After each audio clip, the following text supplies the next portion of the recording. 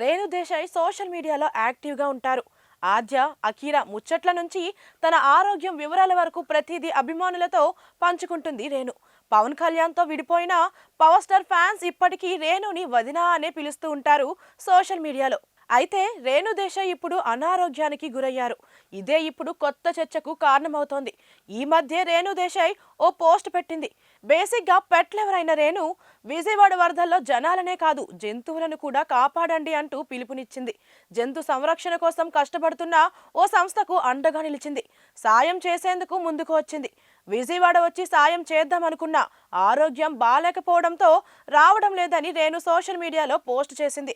అయితే రేణుకి ఏమైందనే చర్చ ఇప్పుడు హాట్ టాపిక్ గా మారింది. నిజానికి హెల్త్ బాలేకపోవడం అనేది పెద్ద సమస్య కాదు. వైరల్ సీజన్ కాబట్టి రేణు దేశాయ్ కూడా జ్వరంతో బాధపడే ప్రమాదం ఉంది.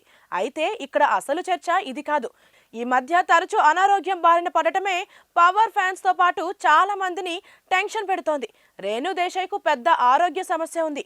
ఆమె పుట్టుకతోనే గుండె జబ్బుతో పుట్టింది.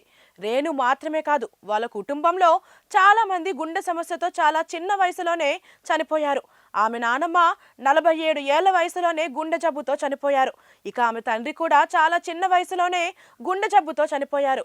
అలాంటి హార్ట్ సమస్య ఉన్న రేణు దేశాయ్ పదే పదే అనారోగ్యానికి గురి కావడం అభిమానులను టెన్షన్ పెడుతోంది. రేణు దేశాయ్కు ఏమైంది అనే చర్చ జరుగుతోంది. రేణు దేశాయ్కు గుండె వేగంగా కొట్టుకోవడం వంటి సమస్యలు ఉన్నాయి. అందుకే ఎప్పటికప్పుడు చెకప్ చేయించుకుంటూ మందులు వాడుతూ ఉంటుంది.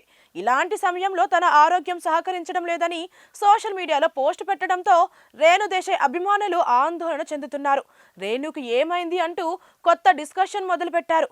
పవన్ కళ్యాణ్, రేణు దేశాయ్ విడిపోవడానికి ఈ ఆరోగ్య సమస్యలే కారణమా అంటూ కొత్త చర్చ మొదలుపెట్టారు. పవన్ కళ్యాణ్ను ప్రేమించి పెళ్లి చేసుకున్న రేణు దేశాయ్ ఆ తర్వాత విడాకులు తీసుకున్నారు. కేవలం 3 ఏళ్ల పాటు కలిసి ఉన్న పవన్, రేణు దేశాయ్ విడాకులు తీసుకుని దూరమయ్యారు. ఈ ఇద్దరు విడిపోయి 10 ఏళ్లు దాటింది. అయినా పవన్ గుర్తులు మాత్రం రేణు దేశాయ్ని వెంటాడుతూనే ఉన్నాయి. పవన్ కళ్యాణ్తో విడాకుల తర్వాత రేణు తన 2 పిల్లల బాధ్యతను తానే తీసుకుంది.